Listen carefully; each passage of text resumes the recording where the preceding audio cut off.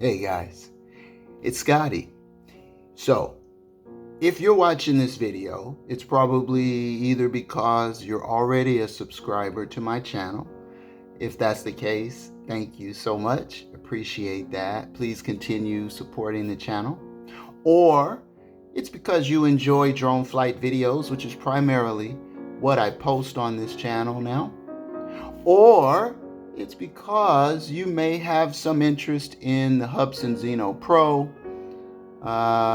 and that is the drone I have most recently been flying. Now, in a little over a year, I've really become engrossed in this hobby. I started with a little Snaptane quad and quickly moved up to a little Visual, the Shark, and then to the Private Eyes model. I've had the Bugs 4, the SJRC Z5, but it wasn't until I got the Hubsan Zino Pro that I really felt like I had found my bird. The Zino Pro, for me, is the best quad that I've flown. I haven't flown the upscale Mavics, but this particular quad, it gave me everything I was really looking for. The range, the 4K video capacity. I trusted it. It performed miraculously. For me, it was like finding my drone. And I've posted a lot of videos. I've flown it out at distance over 1 kilometer, at altitude, great shots over the ocean in various locations. And it always came home and it always performed well, with the exception of a few disconnects here and there, which I attributed to occlusion at distance. So it was with some trepidation that I debated internally whether to update the firmware on my Zino Pro.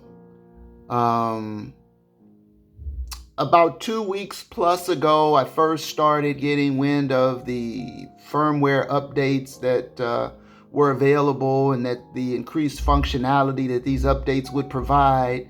And I was very reluctant because the Zino Pro was flying so well. Now, full disclosure, the very first Zino Pro I got, there was a camera focus issue on the left side, and I sent it back and got this one. And this one never gave me any issues, no problems. Over about 50 flights, over 95,000 meters, nearly 100,000 flight meters. No issues, no problems, minus a few disconnects here or there. And so I was really reluctant to update the firmware, but I kept getting prompts from the controller, from Zino, the voice prompts, update the firmware immediately. I saw there are people whose channels I watch who know about quads, and I got a couple or 3 different sort of green lights. This firmware is good for the Zino Pro. Go ahead, update. No issues, no problems. And I thought, well, maybe by updating the firmware, I will improve that disconnect issue, and it'll fly even better than before. So I finally went ahead on this past Friday night, 2 days ago. I decided I'll go ahead and update the firmware. I updated the flight controller firmware, I updated the gimbal firmware, and I updated the camera. Everything went fairly smoothly on the update process. The next day, Saturday, yesterday, I took her out for a test flight. The first flight, I wanted to make it a safe flight just to make sure everything was fine, that the updates were good, there were no issues with the bird.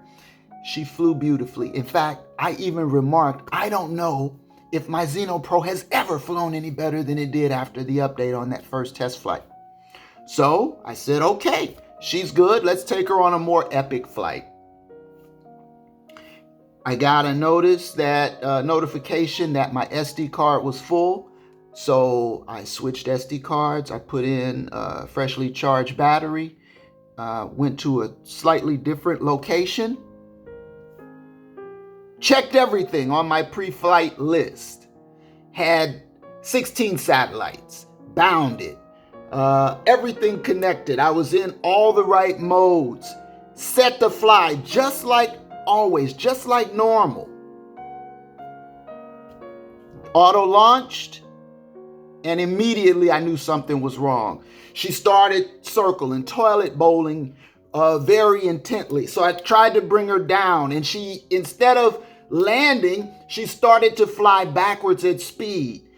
The controllers were just giving me limited functionality. So I tried to kill her. Kill switch her, dropped her down. She hit the concrete and skipped and hit a rail. And that's where she died. And were that rail not there, she would have skipped right off into the ocean. But what I really thought about later was, what if there had been another person around, a kid or someone else? She could have skipped off the concrete and went in and pinball right into a person. She could have gone into the ocean. And so it was a reminder of how risky the hobby really is, and how much we need to depend and rely and trust the equipment. So here she is. I got her back.